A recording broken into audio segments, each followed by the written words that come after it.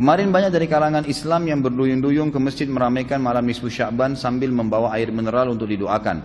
Ada yang baca surah Yasin 3 kali berjamaah dengan diniatkan untuk panjang umur, memperoleh rezeki dan mendapatkan husnul khatimah. Ada juga yang dilanjutkan dengan sholat sunnah.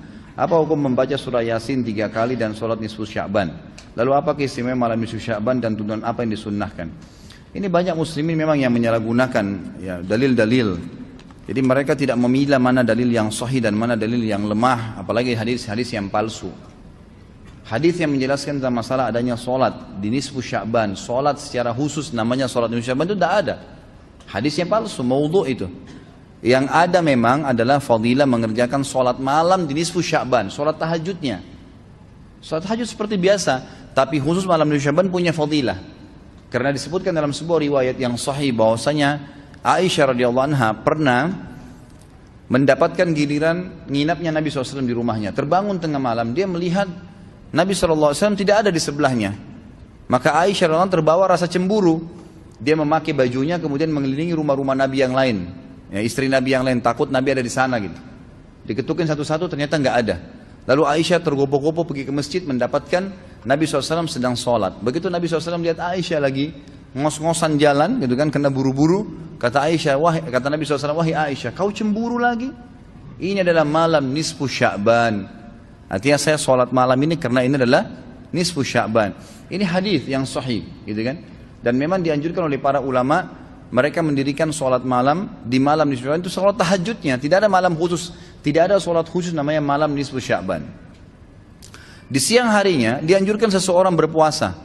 Karena Nabi SAW memperbanyak puasa. Terlebih lagi nisfu Sya'ban itu ya, kenanya malamnya itu berarti puasa tanggal 14. Kalaupun nisfu Sya'bannya malam hari ke-15. Dan kita tahu ada puasa Iyamul Bid.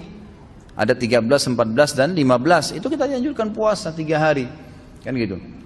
Tapi tidak diniatkan khusus puasa nisfu Sya'ban. Khusus puasa itu. Karena memang secara umum Nabi SAW puasa sebulan penuh. Di bulan Sya'ban. Kalau masalah membaca surah Yasin, ini tidak asing lagi kalau di Indonesia. Semua harus surah Yasin. Pindah rumah Yasin, orang mati Yasin, semua Yasin. Ditanya dalilnya, nggak ada dalil, gitu kan? Hanya karena surah Yasin dikatakan jantungnya Quran. Itu pun hadis yang lemah, karena dalam sanadnya ada orang yang pendusta, gitu kan? Tapi ini diamalkan. Kalau kita mau mengaku pengikut Nabi Muhammad SAW yang murni, maka tidak mengamalkan apa yang tidak dicontohkan oleh Nabi SAW. Apalagi membawa air, kemudian secara khusus dibacakan atau ditutupkan dengan surah Yasin, belum pernah ada contoh. Belum pernah ada contoh. Allahu a'lam. Saya tidak menyalahkan ya. Yang mau kerjakan itu silahkan. Itu hak dia. Tapi saya pribadi menyarankan, apalagi jemaah yang ikut dengan pengajian saya atau yang mendengarkan ceramah kita, murnikan ibadah kembali kepada Nabi SAW. Nabi SAW tidak menghembuskan nafas terakhir kecuali sudah mengajarkan semua yang kita butuhkan. Jadi tidak perlu ditambah. Kalau kita tambah seperti kita sedang mengatakan, maaf Rasulullah saya lebih faham daripada anda. Nabi nggak pernah baca Yasin 3 kali di malam nisfu Sya'ban, nggak apa-apa kan, bagus. Loh, Nabi mau nggak pernah lakukan. Nabi yang nerima dari langit wahyu nggak pernah lakukan, nggak apa-apa. Berarti sama saja anda bilang, maaf Rasulullah saya lebih ngerti. Kan itu. Ini keliru, nggak boleh. Kan itu.